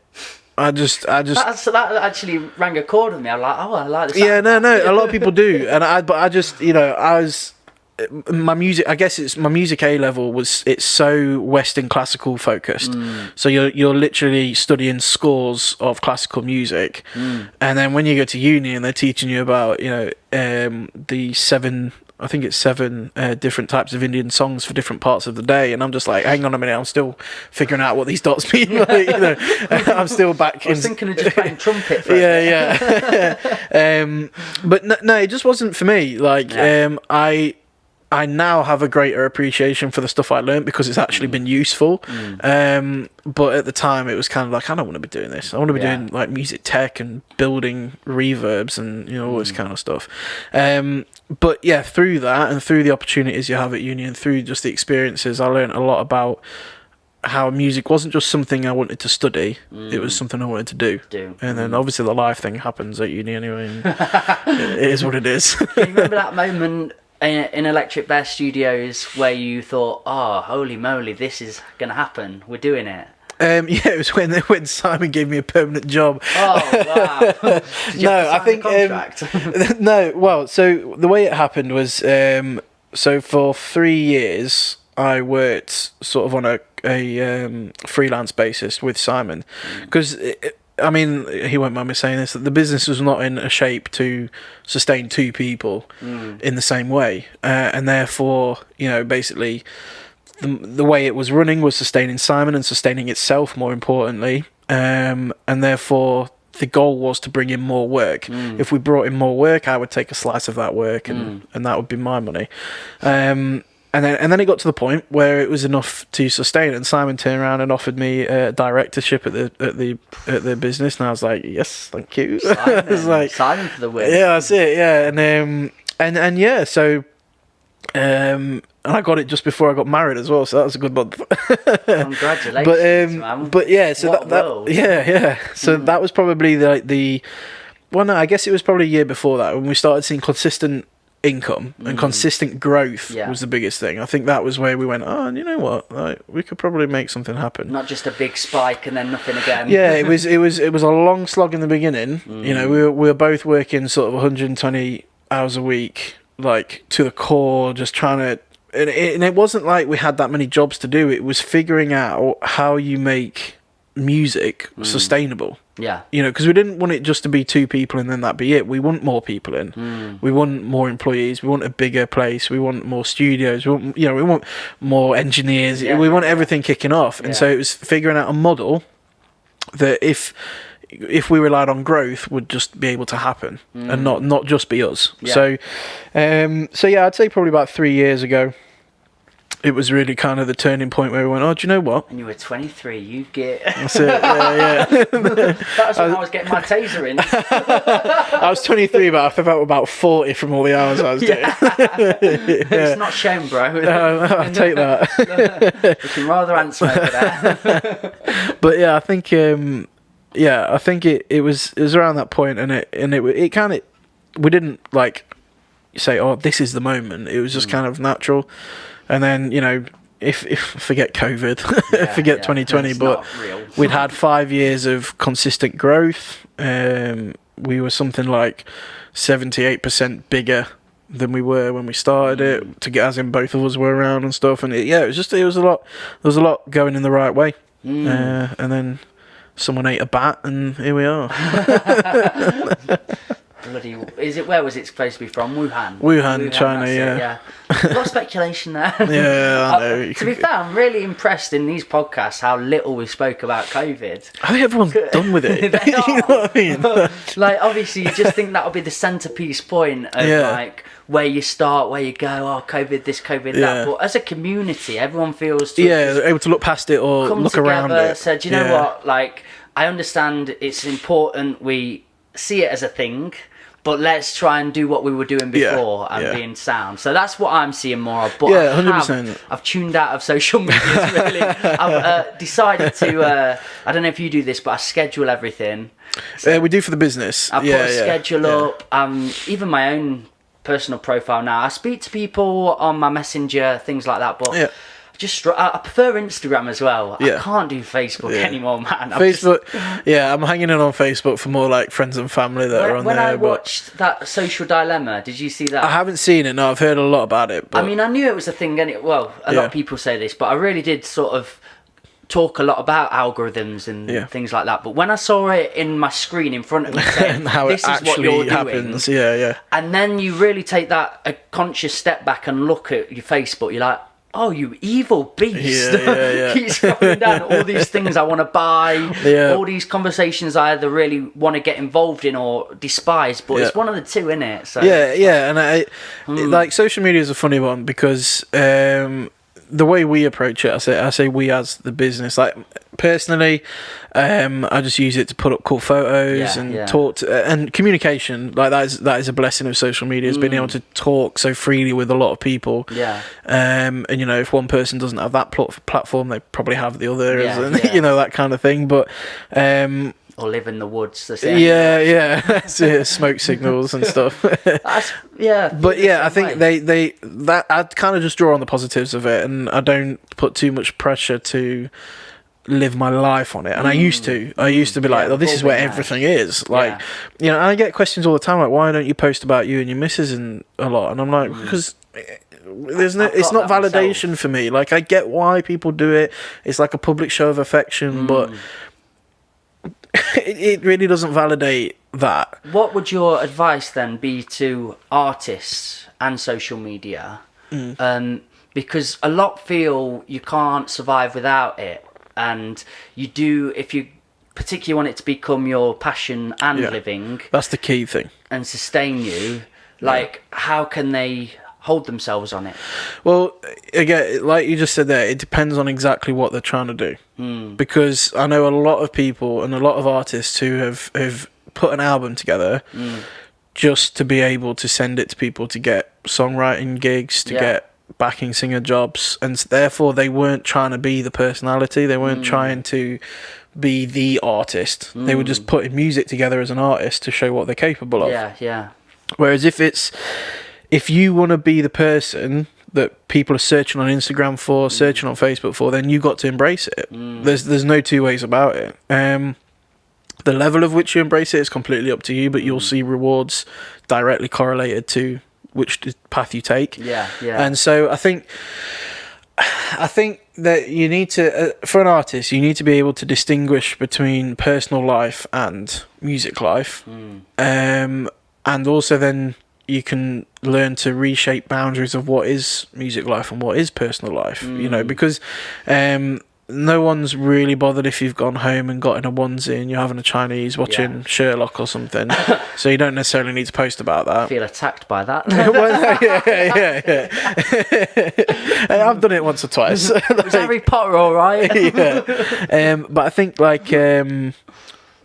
but being open to put as much content in terms of your music life as possible on there, you have to be willing to do that. You know, you don't have to be posting every hour, you don't have to be posting every day if you don't want to, but each decision has consequences. And you know, don't read the comments is my advice. Don't read the comments. I mean, again, it depends what kind of person you are. Reading comments is a good rule of not reading comments is a good rule of thumb. You know, the amount of people that will just say some stupid stuff is unreal. And if you've got time to write stuff like that, then I think you said it perfectly though. It's the individual, down to you. I think my passage with it was taking it much too seriously. I was like, this is life, this is what I need to do, this is the business. And the moment I switched my head and just was like, it's like a family album, or looking back through it, because I've made loads of stuff now, not that I'm all proud of, but I had a day the other day where I didn't have much on, and I just thought, I'm just going to go back through it and see. And I looked at it in this most lovely, profound, again, nostalgic of ways, where I was like, this is just lovely. This is cool. Nobody has to see that. Nobody has to go back through my archive. But for me and Chrissy or Ella when she's a bit older, this is what your dad used to do. That's my 100%. Outlook on it now, and that's why I keep posting and keep. And that's because it's what you do, and it's still part of your life. Like, and it does make me want to keep creating. Then, and I think a lot of people have this thing where they think social media has either got to be good or bad, and it's like, what, nuanced perspective. It's like, it does. Don't even think about it like that. Don't even think it needs to be in the middle. Just treat it. Let it be. As again, it depends what you're trying to do. You know, if it's like, for me, right, I took a look at my Instagram a couple of years ago, and I was like, Instagram for me is a connection method, networking, and sort of almost an online portfolio without setting up a cheap Wix website and saying this is my face. It's easier to just put it all on Instagram and send people there, because then they can see what I do. And you know, you'll see it states my job title in my bio, and then there's just pictures and videos and sound clips of stuff I do. However, it used to be everything. Like, I used to put, if I was on a date, I'd put it out there. If I was on holiday, I'd put it out there. You know, if you scroll all the way to the bottom, you can see all the embarrassing stuff, because I ain't got time to go and delete it all. But yeah, so it's like, I took that look and I made that decision to go, I want this to be my work life, my music life. You know, I live my life, and you know, my people in my personal life live it with me. So you know, and we're not, you know, I don't need to be taking pictures of it. Some people do, some people don't. So again, just to go to, like, reflect how you're feeling on the daily. And if you're feeling a little bit like not good enough as an artist, angry, unfulfilled, maybe you're going on it too much and you're comparing. Or, it's dangerous. You can look at your own life, but that's what a thing, I suppose. If you're struggling, if you've got a bad mental attitude, a bad mental health, maybe you could correlate it to this or correlate it to that, but just look at yourself. And if you're cool, you don't have, because a lot of people are happy with how they post, how they use social media, but because there is this ideology of it's a good thing, it's a bad thing, you shouldn't, you should, then they align themselves to that. Rather than just reflecting. And I think I see a big thing with artists and bands as well, that there's different kinds of attention on social media, and so if say you're just a general influencer, you got, you know, 100,000 fans or on Instagram, whatever, and they're most likely following you for your lifestyle. Therefore, what you live is what they want to see. Whereas in music, like, if they're really following you because, you know, they don't think you're fit, or you know, they want a piece, or, you know, I'm guessing, you know what I mean. But well, sadly, like, these days, it's a massive factor. But you get to this point where they're following you for music. So yes, they want to see your face. Yes, they want to see what you're up to. But it's just music. Like a schlong, all right? That's it. I don't want no more. They don't need pictures. to see. They don't need to see what car you've just bought, or like, you know. So don't. And I don't say that for, like, don't show off, but don't put the pressure on yourself to try and remember to do that for that content, because you actually don't need to be shown that off. I remember, like, an ugly side of my nature. I'd make things happen in my days thinking, oh, it's going to be an Instagram picture later. Yes, yeah. I'd be constantly planning that picture and making sure I made a moment for it. Yeah. And that wasn't living authentic. So then you put so much time and effort into doing that if you put it somewhere else, would have, possibly benefit you in a different way. You might not feel so bloody sad, Mikey. We all live and learn. We really do. And it's great to distill that, and young people or any person that's struggling can hear that back. Because I always say when I do a podcast or something, I think this is quite an ego thing, but if a mini Mikey or a mini somebody could hear it for the path I've been on and take a little nugget away, that's why I sort of give that out. 100%. Yeah, it's important to...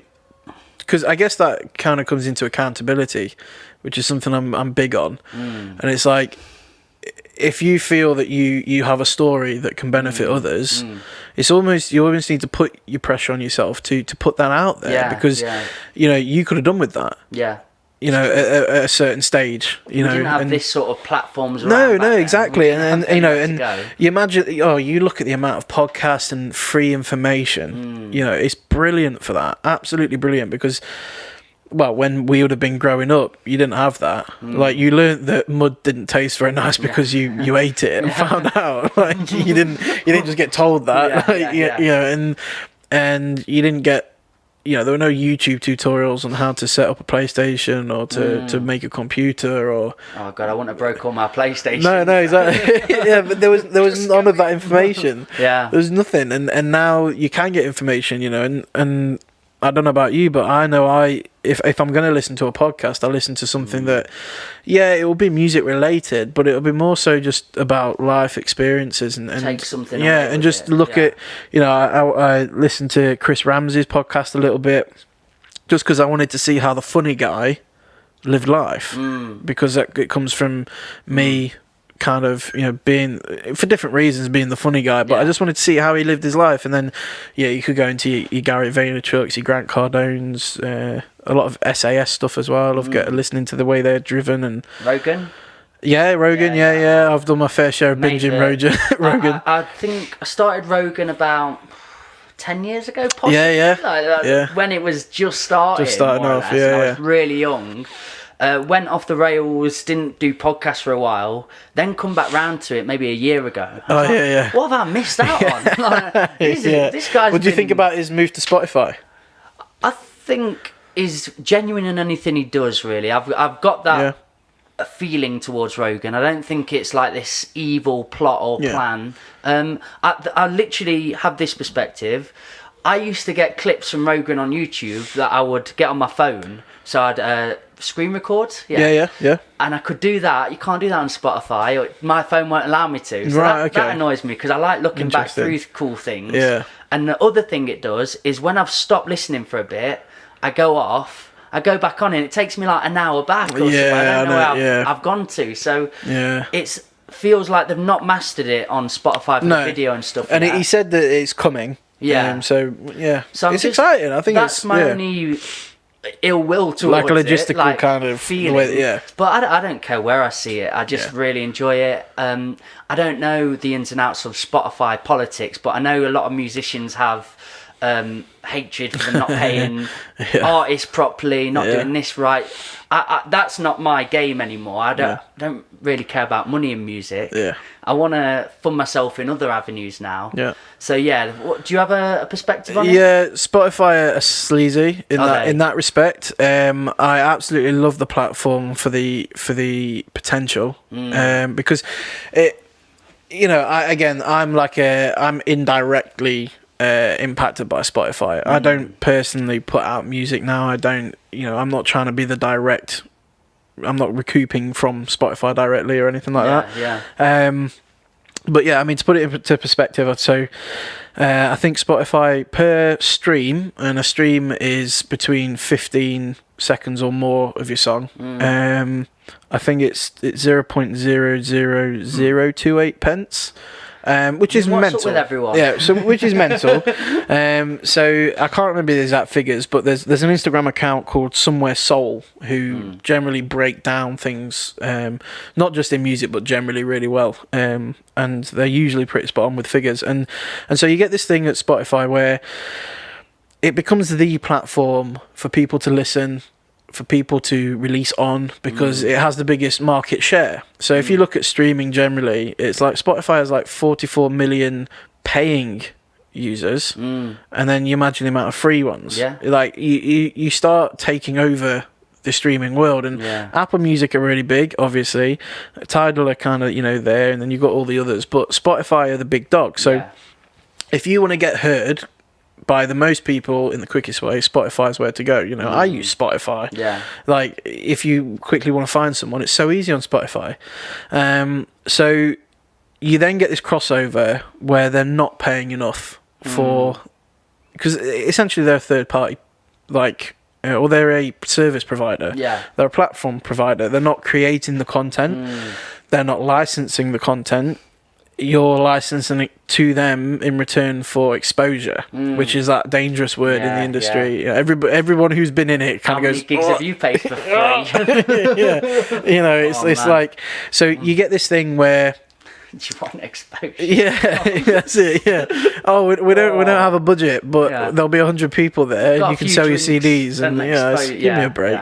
Yeah. But yeah, so you get this thing where artists want to be paid, and rightly so. They want to be paid for the sales of their of their music. But generally, the industry hasn't figured out what streaming is yet, because streaming isn't a direct replacement for CD sales or record sales, because it can't be. Because the money from the consumer isn't there. So, you know, it's like, it's not going to cost me as much to play your new single as it would be to go in and buy it. You know what I mean? So, yeah, if you were selling it as a single on a record and I was paying £2 for it or something in a store 20 years ago or whatever, I'm not doing that now. The amount of songs I listen to for £15 a month, it's insane. So the money isn't quite there from the consumer end, which essentially funds people getting paid properly. So I think Spotify have got to do a much better job. But I also think that people can't boycott Spotify because you'll be doing yourself a disservice if you did. I've got a different feel to obviously like the social platforms like Jack Darcy set up, like Twitter and Facebook, because these are having huge influence in how we vote, politics, like they're bringing it's almost like a second like live channel. That's like there's so much channeled through there as well. Anger brings people together, tears people apart. I struggle with that. With Spotify, at least there aren't opinions being sprouted. No, and it's a marketplace. It's like anything for me. I don't believe necessarily in utopia. I just think we can do better. I really do. I think we've got capitalism. We've got ideas here. It might not be the best structure in place. We might want more winners in our society, which I really do. But I don't think a lot of my friends or a lot of people always go, like you said earlier, all or nothing. It's like a good thing or a bad thing.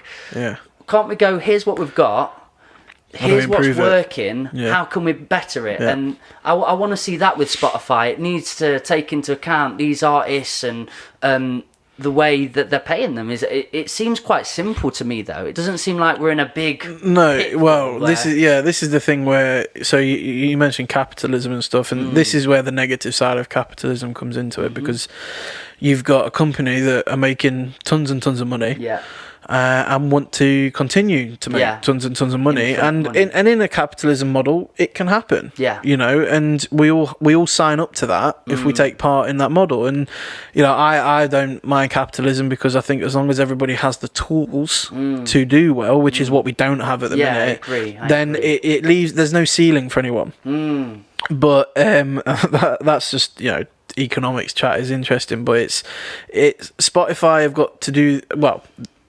It's not just Spotify.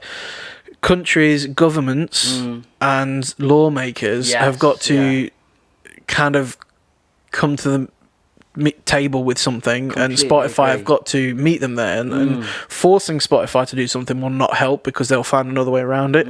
That's how they set up Spotify in the first place.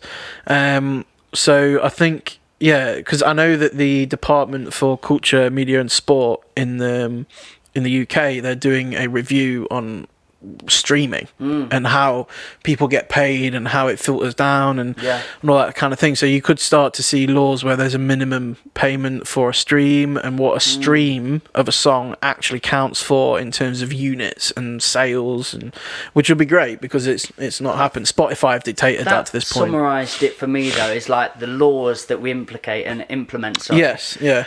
That's really important and integral in growth, and we need to all have these conversations where we as a society collectively get to go, this is what we want to see, how can we come across this, how can we better this, rather than just eradicate it, get a new platform here, and then suddenly what happens? Oh, it starts to grow money, it starts to build, somebody's in charge of this, a structure happens, and that essentially, when you've got socialist countries or like socialism tries to be implemented, it always grows into this, and it has throughout history anyway, into somebody gets power, somebody takes it the wrong way, and a lot of my friends, and I've said before, but socialism just wasn't implemented correctly, or it wasn't deployed right, but that's because it's not got a structure where it can be, in my opinion, and that's how the companies I see, we need to have better legislation, we need to have better laws being I think, but we don't have to eradicate it, is what I think. And I think that it's, I would much rather, and again, this is a personal opinion on it, but I think I would much rather be part of a society that has collectively decided where the buck stops, rather than a person deciding where the buck stops. You know what I mean? Like, and I know that there's always corruption, there's always issues, there's always things that slip through the net, but all we can do is continue to work at making it a bit better. And it's because we're not talking about a village of 10 people. We're a world of 7 point whatever billion, and even this country, we're now pushing 70. I think it's over 70 million people in this country, and so it's not tangible, is it? It's going to take time and it's going to take effort, and we've had in this country alone, we've had so many political issues in the past even decade. My dad always says he feels so sorry for sort of our generation because there's so much kicking off politically. Like, we're sick of politics. It's like the butterfly effect, though, isn't it? You make a rule here, you put something there, you think it's going to be right, but there's always a nuance, and there's always going to be another way where somebody's like, no, it's not quite right. Exactly. And when you're doing it on mass grand scale, it's really difficult. It made sense like back in the day when we've got Mercia in the UK, and we're looking at 100,000 people, and we've got a king and queen, and we're building these structures. It has, I can understand that. It makes a bit more sense to me, because it's like, okay, you can sort of condense that and rule that. But as it grows and grows and expands, and I think we're not far off it. Like, everybody, it's easy, and I get why it's easy to think that this is all doomed, and we're all going into dust now. This is just the end of the world, and it's like, I get it seems like that, and but if you change the top 20 people in government, say, that could have had a massive effect. So it's like, well, actually, it's like one decision could have changed a lot of stuff, or, one movement could have done it. It does come back to the wallet metaphor as well. Like, what are you going to do about it? Though? Like, we can just, like, get irate, angry, talk about how bad it is and put it on social media. But is that going to achieve anything? No, and I think it's... Do you feel any better? And I think it's people have to be careful and not use political discourse and anger to just lose their sense of responsibility to be mature and adult, because the amount of people I see just losing it online and saying things that I know them personally would never say in person, and you're just like, shut up. Hate that's the way I see it. And it doesn't do anyone any favors. Like, I can disagree with someone about something and still talk to them. They're not dead to me. Some of my best friends have totally opposing views. We're completely polar in the way we think, but we have a laugh over it. We literally connect on it, and I'm like, it's like me and my best mate. So I was fortunate. I grew up middle class, 100%. And I wouldn't ever try to portray me as having eaten off the floor or anything like that, and not suffered or had a hard time. My best mate did. He had a hard upbringing, but we both have different ideals about different things through growing up. But we still accept each other's opinions and can. It's bigger than that. Jagger, big, strong, 6'4" bloke, had the archetypal living in the world, like lived how you'd want to live in a lovely family, mum, godsend. But he didn't think depression exists really. He's like, he's pretty sure he's like, nah, they're just being like this. I'm like somebody that has absolutely been rooted with it, dived into it, and gone in deep, and met other people on the way. And we didn't ever even had an argument though. We went to the pub the other day, and I'm just laughing at him on how silly I thought his view was, because I was like, I'm sure, because he's an officer as well. Oh, is he? I love him to pieces. He's great, and I'm sure if he heard this, he might go, well, you know, I know people have a hard time. But he's quite sure that there isn't this predisposition, or I get where he's coming from, because I used to have a similar sort of thing, because I just didn't understand it. I don't know what it was, and but then again, at the same time, just the way I am, I'm like, there'll be a way out of this, so I'm going to find it. And so we just can't put blankets up for anything, can we? We have to go, every person's having an individual experience. Yeah, if someone says they have depression, it's different from the next person who says they've got depression. What it is to be a human. So that's, you've got to allow them to have that space. Yeah, 100%. Just because we've nearly been going 2 hours now. Oh, wait, really? we're in. That's it. And I've got somewhere to be later. Okay. I just wanted to take you on a totally different path, because you did put you like sport. Are you into like the boxing side of things? Yeah, I'm into boxing. That? I'm not as big a fan as I used to be, but yeah. Did you see the fight on the weekend for a start? Saw the highlights. Because I love that. Yeah, didn't see it. But then, what is your thought of where boxing's becoming, or sport, and this sort of like, you know, the YouTubers? Yeah. I don't know. I'm getting this feeling towards it, so I thought I'd have an interesting. I mean, I think boxing's an interesting one, because I think when you look at generally all the sports in the world, if you like, I think boxing's been one of the slowest to kind of embrace online kind of audiences. Obviously you've got quite clicky, can't it? I used to be a boxer. And also it's like it's pretty violent, like obviously people have different comments about the UFC and stuff, but it's like with boxing, a lot of people stay away from it because they think it's ultra violent and it's blah blah blah. And it's like when you get into this, as you'll know, when you get into it, you think, oh, actually, it's technical and it's professional sport. And there's stupid stuff said and stupid stuff done, but it's the same. But watch whatever after sport as well. Look at the compassion. This is what I mean. And so there becomes, you have to respect the sport to understand it. And so, I think. Yeah, YouTubers is a funny one, like, because like obviously KSI bursting into the music scene and stuff's been very interesting, but at the end of the day, in the current way that the music industry works, he has what he needs to be successful. He's got a fan base and he's got money. As shallow as that sounds, that's what the times are after. That's there's labels out there who with a flick of a button can put you on the Graham Norton show, can make you a top 10 artist if you have what they're looking for. And it's the same at low levels. If you're trying to join someone and become a business partner with someone, if you have what they're looking for, they will make it happen. And it's the same thing.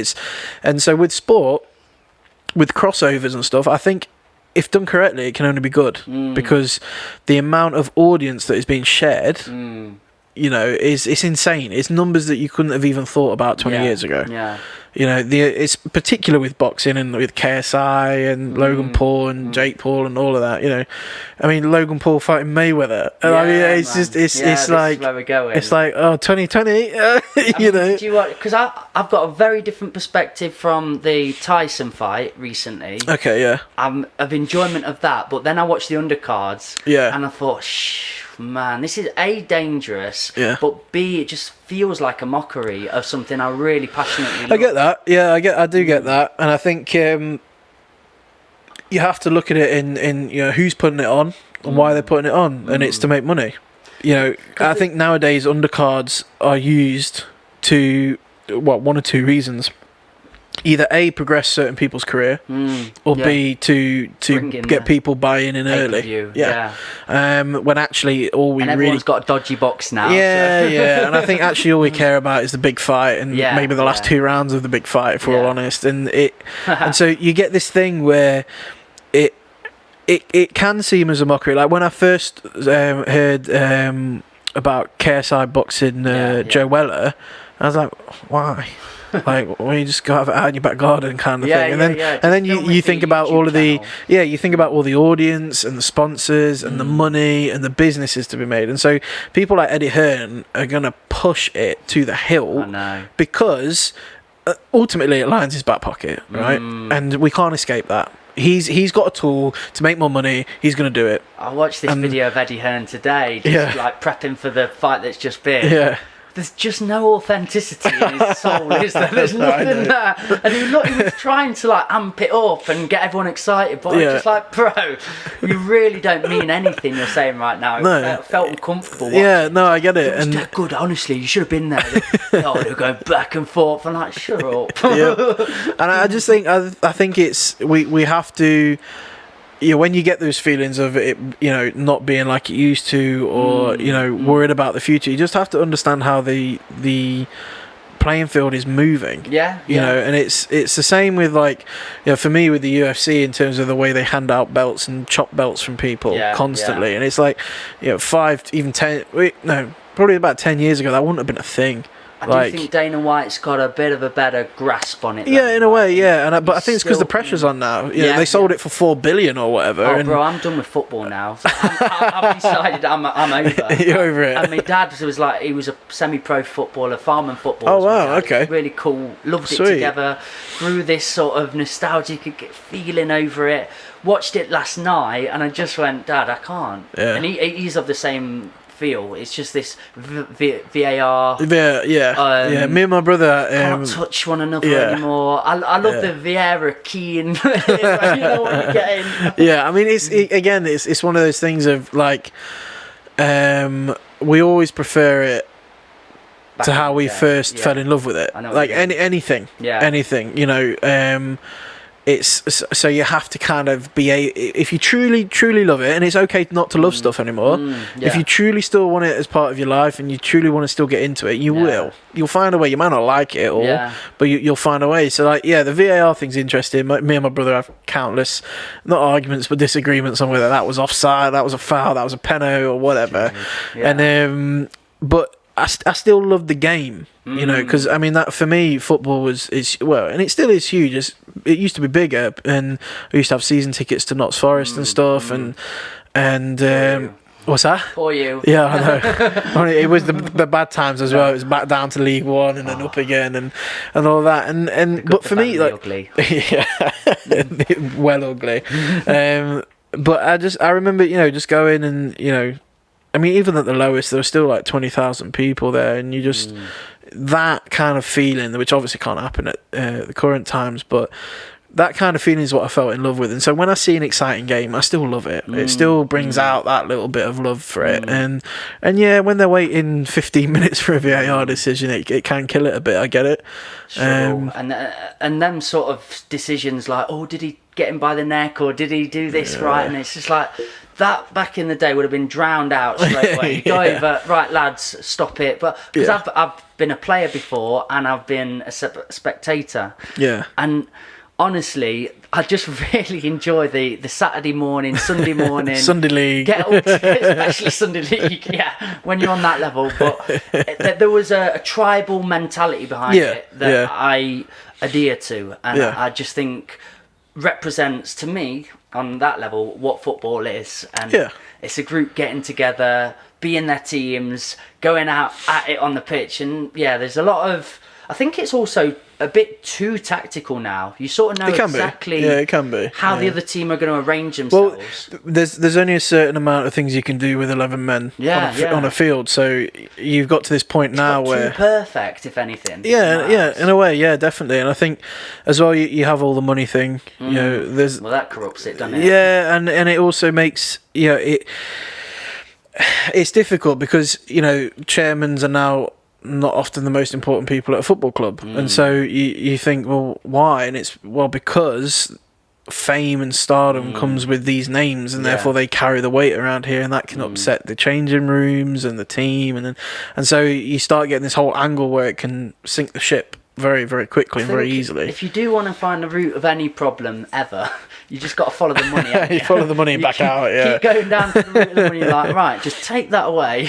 Get back to what you were doing. Because I don't mind seeing things grow and adapt and come new, but it does feel for me on boxing, somewhat UFC, somewhat football. I'm looking at, this is all just commercial, this is all mainstream, and the money feels like an issue, but I'm not just a negative Nancy on things. I'm just exposing and talking about things that I've noticed, but I will also, when the UFC's on, have everybody over, we've got that tent over there, we put it a big screen up. Nice. Oh, it's just beautiful. Yeah, and it's you still find your stuff to love about it. You still find things that you enjoy about it. It's just the game's changed, as that old cliche saying, and it is that, I remember that saying, actually, it's a bit of a tangent, but when we bought the mixing desk, the console that we have in the studio now, remember going down to Brighton to buy it, and it's a fascinating story about that desk, but the guy we were buying it from, we're like, why are you selling it? And he was like, well, I'm selling the whole studio, and it was this old townhouse conversion in Brighton. It was a beautiful place. McFly used it, all this kind of stuff, and he was like,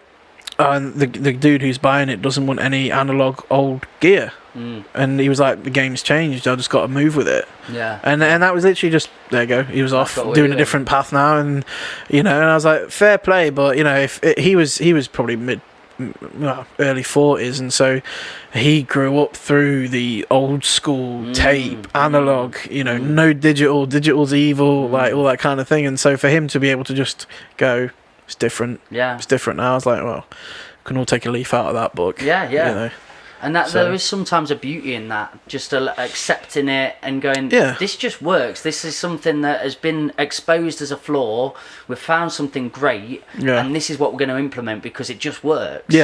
And that's how we have to speculate and see things. Does it work? Is this adding? Possibly taking reevaluation. Constant reevaluation. Learning to think and rethink. It's like not how we've been programmed at school. It was like, think this. Live life. This is how you do this, and this is how you do that. And this is the world now, isn't it? You're constantly like picking up new skills, and like I've done with that for a bit. I'm moving over here, and we were told this philosophy, like, you get a job, you'd live on to 60, you'd live like that. The world has changed. We have found a new way of fitting with it, but bloody hell, give us our sports backs. Just on that point there, though, my mum put it perfectly a couple of years ago. About 3 years ago, me and Jess had just got engaged, and we were at a point where we couldn't afford to buy a house, and so they let us move in with them, and we kind of took over the top of the house, kind of thing. And I just remember we just had conversations. We had meetings with financial advisors and mortgage experts, and it was just like, we're just a little bit off, getting to where we want to be. And she just said, it's different now. Like, for her, it was leave school, go to university, get a job, and then that job's yours for 40, 50 years or whatever you want. And now it's not. She was like, you just have to do what you can, not do what you can to survive in like you're all doomed, but just in a way of like you get by, guys. Just it'll end one day. No, it was more of a case of just like that. Live in the day, not in the decade. My dad's had Isn't more. there a band called that? There you go. Yes, accidental plug. You said it. So I just remember saying that, and that chilled me out a lot, because a lot of my friends have done that exact path. They've left whatever education they were doing, or they've just worked really hard. They've got the house, they've got the car, they've got the wife, they've got the kid or kids, and now they're on to their third fancy car and thinking about moving house, or they're putting an extension on their house, whatever. And I was like, why am I not there? Like, I'm failing because I'm not on that same level, and it's just important to go, it doesn't matter. Like, if you're making progress and if you're doing what you love at the same time, then there's really nothing else to be after. You know? And that's important. Like, there's just other ways of being. Yeah. And knowing there's so many different ways to exist. I went travelling for a year in Australia. Oh, sweet. I did a year in South Africa. What do you think about Australia? I've been to Australia as well, and a lot of people have different opinions on it. I love it. I absolutely love it. Had the best time of my life. Did what you did at university, really. Just found myself there. Cool. Partied Nice. and backpacked properly. But I didn't get on with so many Australians for some reason. There was a bit of I got on with a few, and they were really good friends. But there was a bit of a cliched way of how we'd act and how they'd act. Did it with a pom. It didn't quite sort of correlate. It didn't work together so much. But I get it. I don't know what that was. Places and cultures just have their different ways of beings. Yeah, that's it. I think, and again with South Africa, so I've done a lot of travelling, and that just opened up this door of, there's infinite ways of being, infinite ways of doing it. Yeah. And that's how, when I lived in the UK before travelling, I really did just see this way and compared myself to it, and I was failing. So going around and travelling and seeing other ways of doing it, that's what pretty much opened my doors up, I think. Well, I think that's a huge thing for people to kind of get into, is that your life and your future path isn't dictated by what's done on your street. Like, and if you've not been out of your street, you won't know. Obviously that changes nowadays with like social media. You can see more, but then are you seeing what really is, you know, or are you not, and that kind of thing. It's so like an animal in a zoo and with his Instagram on. Look at these all in. That's that looks like good. For me with music, it was like, you know, I thought that the only way I could ever do music was to just make beats on my Packard Bell laptop, and actually spending time with other people who are better than me, traveling around different studios, making tea for people, kind of taught me that other things are possible. So I think it's key to kind of get out, be in front of different people, be talking to different people in different cultures, and kind of see what you can take from it. So amen, brother. Right, I'm going to wrap it up. We'll wrap it up. Will you come back, please? Yeah, mate, sure, whenever. I could talk to you forever. I think this could be its own little podcast. That's it, So sod the old farm bus, back at the bus we'll do it again. Jared and Mikey getting down and real. Sounds like a porno. Right, nobody wants to watch that. Not on a Monday especially.